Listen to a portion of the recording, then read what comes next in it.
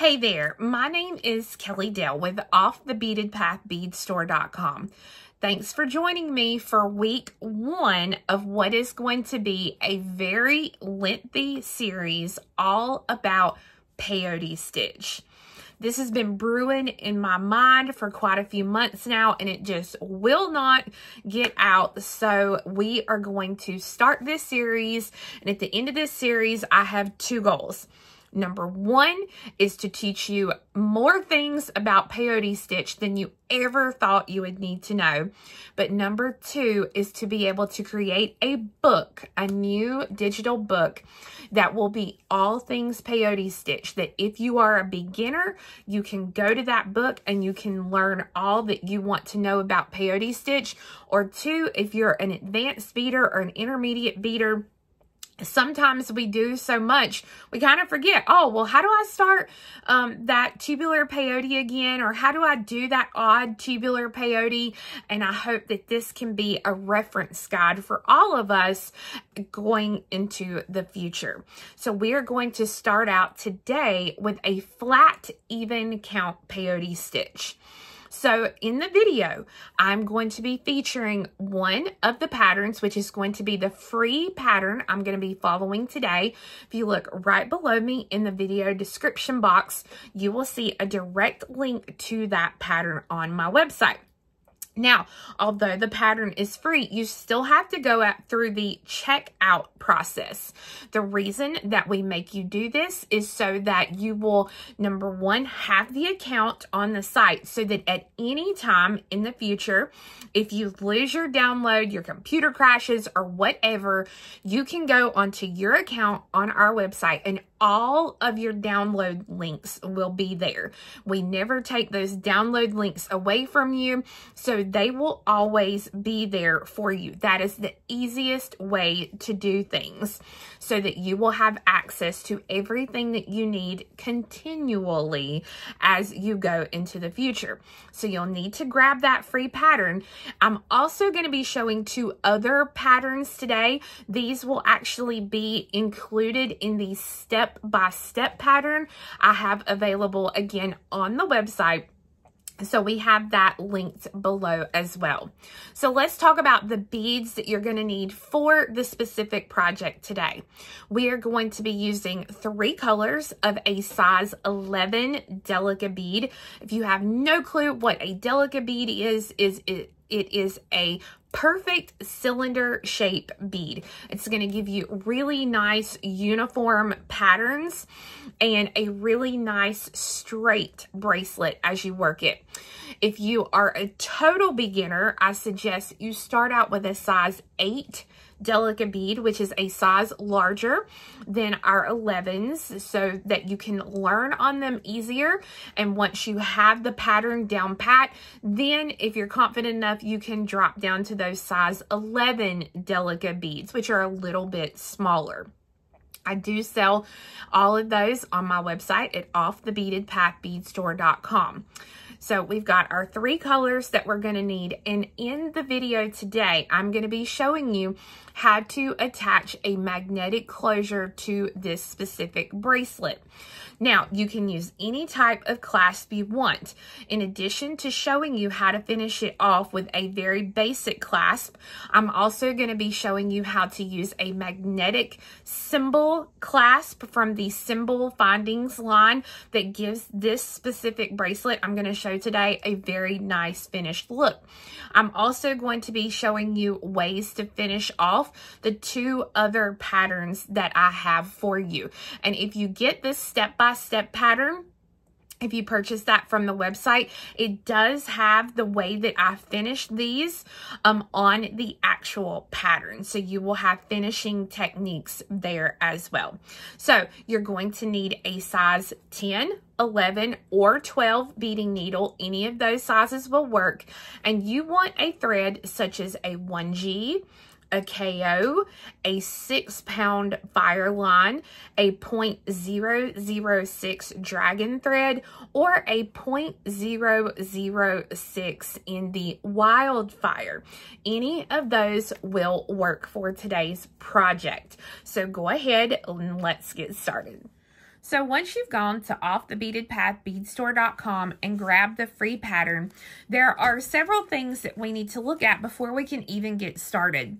Number one, you will notice here that this project is going to take us 3 colors. You see here it says chart number A, B, and C.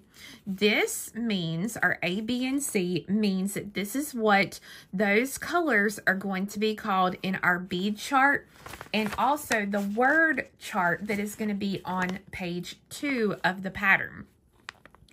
The next line you see there, it says DB 1568. This means delicate bead and the number. So number A is DB 1568. B is 1569, and C is number 200. So you'll notice as you shop different bead stores, like local bead stores or online sites, some of these colors, like this color A here, might be called light sapphire luster, and then another company may call this color light sapphire or sapphire luster. As long as this number here is the same, that is a universal number for delicate size 11s, and as long as it has the same number, you will be okay. The third thing you see here is the count. So this says 197. So this tells me I'm going to need 197 beads of color A to make a 6.85 inch bracelet. So how this translates is normally in a gram, which delicates are normally by the gram here in the United States. So 1 gram of beads is about 200 beads individually. So for 197 beads, just to be safe, to make sure you don't run out of it, I would say you need 1.5 grams of color A to do this bracelet. For color B, which is my 1569, tells me I'm going to need about 203 beads. So again, I'm going to use about 1.5 grams. And then my color C, which is DB 200, again, about 1.5 grams of beads. That is more than enough to do your project, unless you need a larger bracelet. So you'll notice the next thing on our pattern is our bead chart. So this one is actually broken up into 3 columns. And if I zoom out just a little bit here, you'll see that these 3 columns represent the entire length of the bracelet. So when we start on our bead chart, I would start here where I have these 6 beads circled. This is our row 1 and our row 2, and I'll explain more about that in a moment. But you can see here, these 6 beads are the beads I'm going to thread on first. And so because I have 1, 2, 3, 4, 5, 6 beads here, that tells me that this is an even count peyote, because I have an even number of beads. All right, so to be an even count, we have to have that even number. So I'm going to flip over now to the back side where it says I have the word chart. So you will notice here, it says rows 1 and 2, and it has an L here. So this means left, and this means right. The next thing, and I'll explain more of that as we go through, but the next thing you'll notice here for rows 1 and 2, the number in parentheses is how many of that certain bead, which is my B bead, I'm going to pick up. So this tells me that I'm going to pick up 1, 2, 3 of my B beads and 1, 2, 3 of my A beads. So that is row 1. So row 1, I'm going to be picking up the beads and I'm going to be working to the left. All right. Row 3 says an R. So what this means is I'm going to be working to the right onto the pattern. And you will see here, it tells me I'm going to pick up 1A and then 2B. So this lets me know I'm not going to pick up these all at one time like I did here. I'm going to pick these up one bead at a time, and I will demo this as we go. But when I actually look at it on the chart, my 1A is going to be right here, and then the B's would be here and here. So here, here, and here. So this makes up the next row. And I'm going to work with you step by step as we go through these rows, and I'm going to show you the word chart and the bead chart, because it's very imperative to learn how to read both, because sometimes you don't have a word chart. You have to go to the bead chart. So this is why it's imperative to learn. Now, normally you are going to have many, many lines of your word chart. Because this is the same pattern over and over and over again, I've done the hard work for you, and I've gone ahead and I have condensed our chart down. So you will see here, following directions for even count peyote stitch, start with rows 1 and 2. Follow the pattern row by row all the way through row 15. Once row 15 is complete, repeat rows 4 through 15 until you reach the desired length of the bracelet. So you just continue 4 through 15 until you reach the length that you want. If you do the length that is on the front of this paper, so if we go bead by bead and work all the way down, it should be a 6.85 inch length. So again, if you do this, you're going to get that length. If you follow the chart, again, you're just going to do 4 through 15 until you reach the length. Now, I have changed this download on the website 3 times, because each time I keep changing it to things that I think would be helpful to you. So if you downloaded this on the first day that I put this out, you will want to go back in to your account and re-download this pattern, because even this one, this was the second one that I put on there, and it has this. The newest one, the final one that I have on here, actually has our clasp suggestions, and I will show you that as we go through. So let's go ahead and get our needle threaded with a comfortable length of thread. And I'm going to get started showing you how to do this bracelet. Now, you're also going to have patterns in the pattern packet for this fun kind of candy corn Halloween inspired bracelet. And you are going to see the pattern for a new one that I honestly think this might be my favorite new design that I have ever done for peyote stitch. I absolutely love this one. So you'll see here, I'm going to teach you how to attach a slide clasp, a magnetic clasp, and then here is the peyote tube clasp. So I'm going to show you 3 different ways to finish off these bracelets. For today's project, I'm going to be using a beige in the Wildfire. This is made by Bead, and I'm using the 0.006, which is messed up on my package here. This is either a 0.13 or a 0.15 millimeter. So this gives me a nice color to go with the colors that I've chosen for my project. It'll blend really well, but it's also a nice thickness to be able to have a nice flexible piece, but at the same time hold it together really nicely. Now, you will see here I am going to be using a different color, A, B, and C, for the project, because I love to wear skinny bracelets, but blues are not necessarily my color.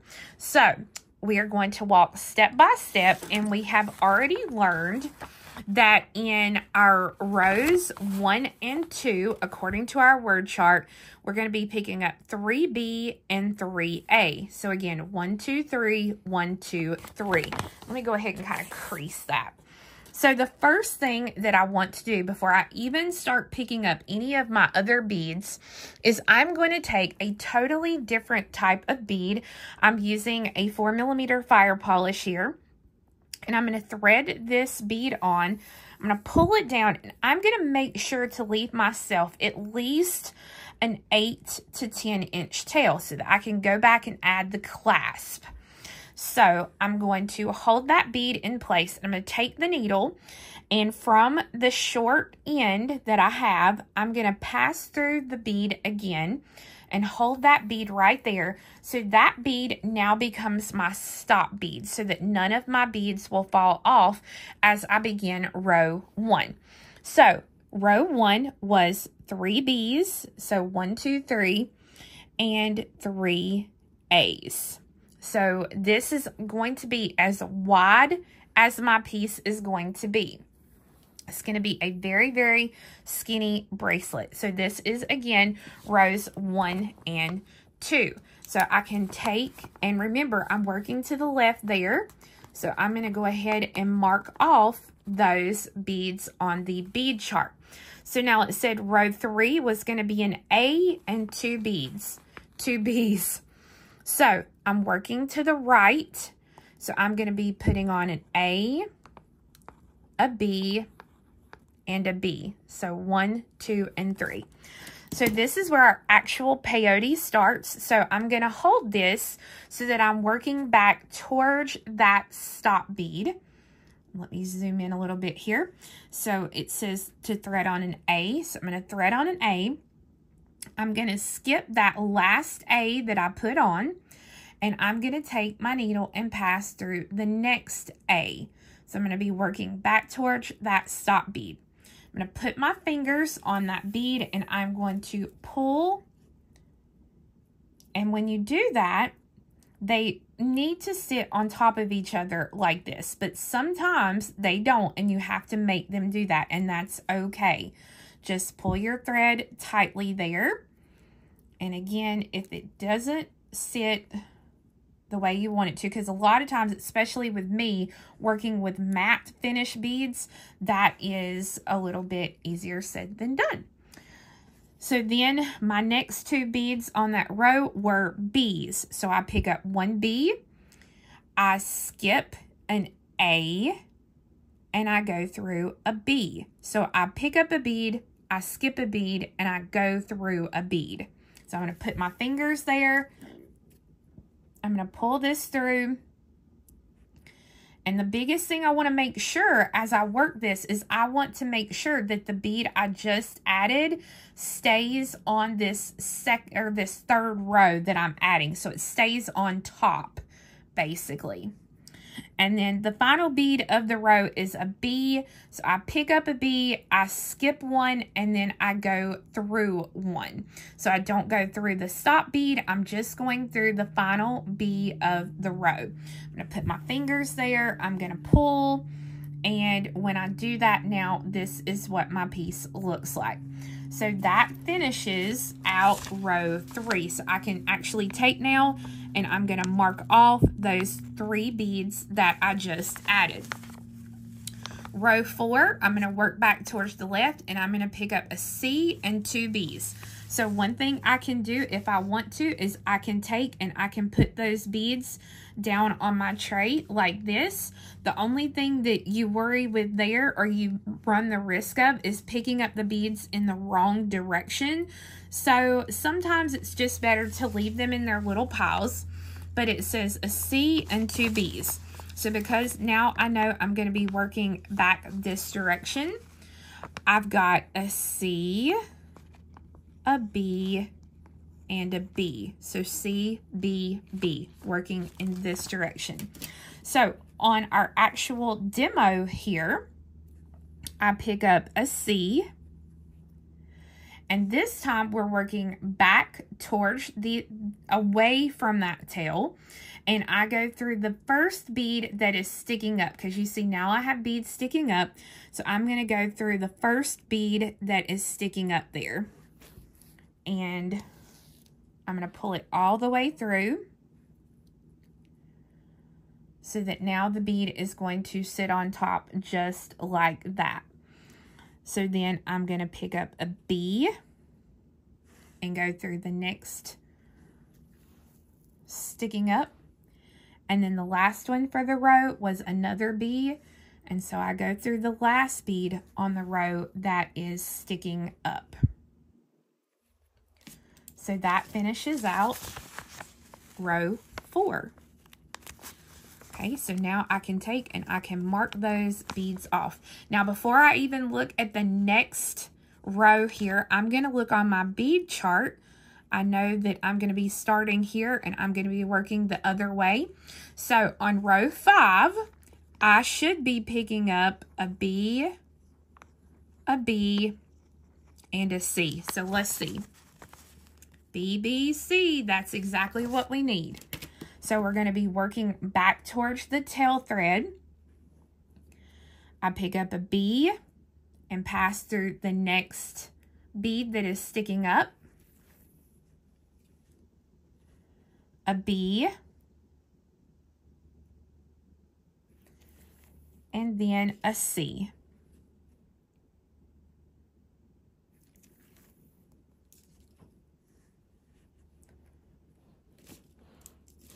So now I can take and I can mark that row off on my bead chart, and I've got it marked off on the word chart there. So if I look at the bead chart, now I'm going to be working in that direction. So I should be picking up a C, and a B. So let's look. Row 6, C, C, and B. That's right. So I'm working back the other direction. So it's a C, and I go through the first bead sticking up. So C, C, and the last one is a B. So this is what my pattern is looking like. So as we work the pattern, you will begin to see in the pattern that each of our rows is going to be 2 beads in length going up. So you can see as we get started, you'll be able to see more of how the pattern works without having to look at our paper each time you do the row. So if I go back over here now, I can mark off the C, and the B, what I just finished. And now I know that I'm working back in this direction. So my next row is going to be a B, a C, and a C. So I look over here. Row 7 is B, C, C. So that is right as well. So this time we're going to be working towards that tail thread. So it's a B and go through.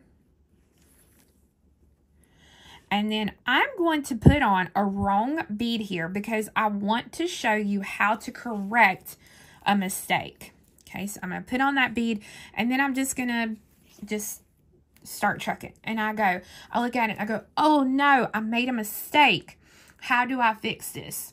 So the easiest thing to do is to do not try to take your needle and back out of what you're doing, because you may have accidentally pierced a thread or you may get a thread caught somewhere and you're going to have a big mess. So if you make a mistake, like I threw that bead in there, the first thing you'll want to do is you'll want to take your needle off of your thread.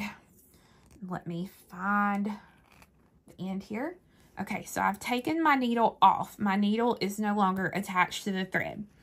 So what I can do now is I can grab a hold of the beads and I can just pull them straight out. Now this is going to pull out no matter if I've pierced or whatever I've done. I can take and I can get back to that bead where I made the mistake, which was right there.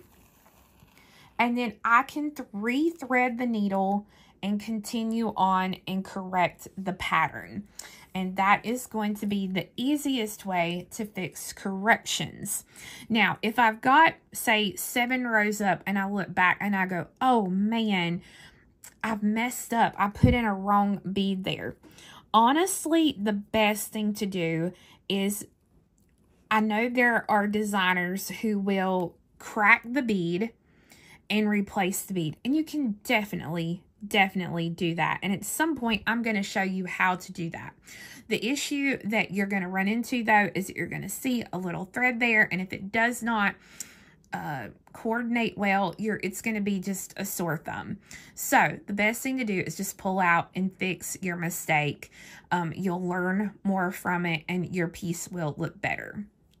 So what you want to do now is you want to continue to finish out the length of your bracelet until you get it within a 1/2 inch to 1 inch of the finished sized piece that you need.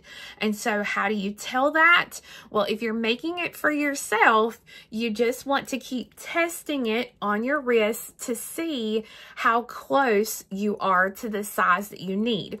You can also lay this flat down on a ruler because, again, it is flat and it is very thin, so pretty much size for size on a ruler, you're going to be correct. Now, if I had a tubular piece or a thicker piece, I would say you need to do it different ways, and there are some other ways I'll show you in future videos, but for now, that is the way to do it. Now, the way that I started out this piece is exactly the way that I would start the other 2 patterns that I have on the website for the step-by-step of this piece. So with these, again, they are going to be even count. So you start these out the exact same way that I showed you today. And you would do the length that you need, less that 1/2 inch to 1 inch, depending on the type of clasp you are going to put on. As you work on your project, you will run out of thread. So I'm going to show you how to add thread to your project. The first thing I'm going to do is I'm going to grab a new needle and a new piece of thread.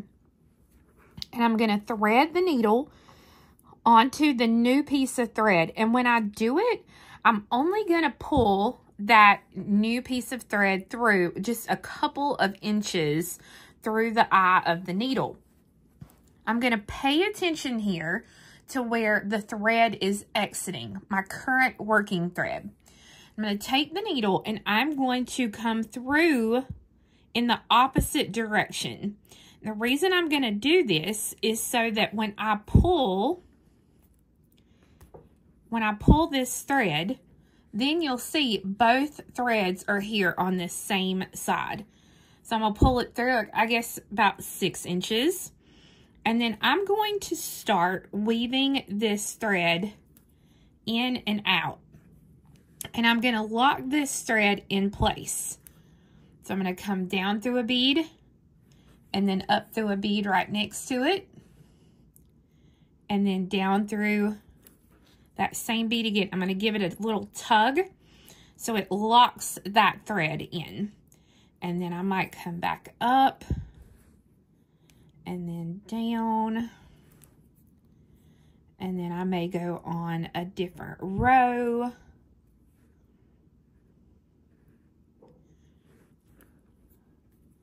And I'm going to lock it in again.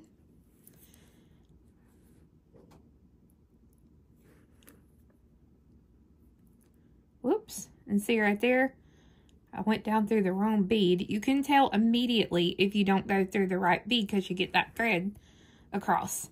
Now, I can take this new working thread and I can give it a tug. And as long as this thread does not get any shorter, then I know that this thread is anchored in there really well. And it did not get any shorter. So what I'm going to do is I'm just going to pass through a couple of more beads down here on this opposite side. Just kind of weaving in and out. And if I'm going to use a thread zapper or a cord cutter, anything like that, I'm going to make sure I'm here on the top side of the beads or the bottom side, either one, before I actually cut that. We don't want to do it on the side because if we do it on the side, we might accidentally cut one of these threads and then that will mess up the whole thing and we'll have to redo it. So you can see I still have my new thread and it's ready to go, and I still have the old thread. So now I'm going to take the needle and I'm going to get rid of the old thread just like I got rid of the new thread. So I'm going to take and I'm going to lock the thread in place a couple of times in different locations. And then once I have that, then I can just continue stitching my project. So just be very mindful and very careful about how you stitch through the beads. We don't want to bust anything, so don't force any beads through or any needles and thread through the beads, because we do not want to bust them. So again, I'm making sure I'm on top here, and then I'm going to take and I'm going to get rid of that thread so that now I continue on until I reach the length I need. Once you're happy with the length of your bracelet, then we're ready to add the clasp. So I already have my blue one here ready to go. And you can see I've already got it started on this end because I wanted to show you what a basic clasp would look like on this bracelet. The thing with even count peyote stitch, especially one as thin as this, can be frustrating to attach a clasp to, because even though it's an even number of beads, it's hard to have a good center. You have to center over 2 of your beads on your project. So you can see here how I've centered over 2 of the beads here on this side. Now I have used a magnetic closure, but you can use any type closure that you would like. So the first thing I'm going to do is I'm going to thread my needle, and I might have to trim that up a little bit. Nope, there we go. First thing I'm going to do is thread my needle onto the end here. And then what I want to do is I want to exit this bead here, and I want to exit going in that direction. If I come right through it like this, then you're going to see a thread here, and I don't want that. So I'm going to come down right below the bead I'm exiting, and I'm going to come up through that bead, up through the bead, kind of diagonal to it on that next row. And then that way I can come back down at a diagonal like this. So I'm making almost like a triangle shape. And then that way I'm ready to go. So when I come out of that one single bead, then I'm going to use 1 size 15, and I'm going to come through the next bead sticking up, which is going to be that one right there. Now you can use a wire protector, a toggle, lobster claw, anything you want. Like I said, I'm going to use this little magnet. So I'm going to go ahead and thread on 3 size 15 seed beads, the second part of my clasp, or in your case it will be the first part, and then 3 size 15 seed beads. And I'm going to take the needle now, it's coming out here, so I'm going to take it and I'm going to come back around through the 15 and that same delicate again, so that it makes a circle. And when I pull this, you'll see there now how the beadwork is. So what I want to do at this point is I'm going to come through and I'm going to reinforce these 6 15s and the second part of my clasp here, or first part if you're doing this for the first time. I'm going to reinforce this ring probably about 3 times. And then I'm going to finish off this thread just like I would if I was adding an ending thread. Once you have both sides of your clasp complete, then you have an awesome new skinny, flat, even count peyote bracelet. So I want to thank those of you who have stuck with me through the entire video. It's been a super long one. So what we're going to do is we're going to do a bonus video later on this week. The bonus video is going to include how we are going to use a symbol clasp to make a different finish on this bracelet, and I'm going to show you how to finish off the other bracelets and some other ways that you can finish off your even count peyote pieces.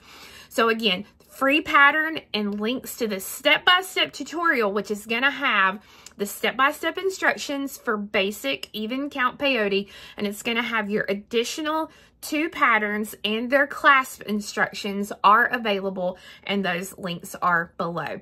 So guys, I hope you have a wonderful rest of your week, and again, make sure to check back for the bonus video later this week. We'll see you later. Bye-bye.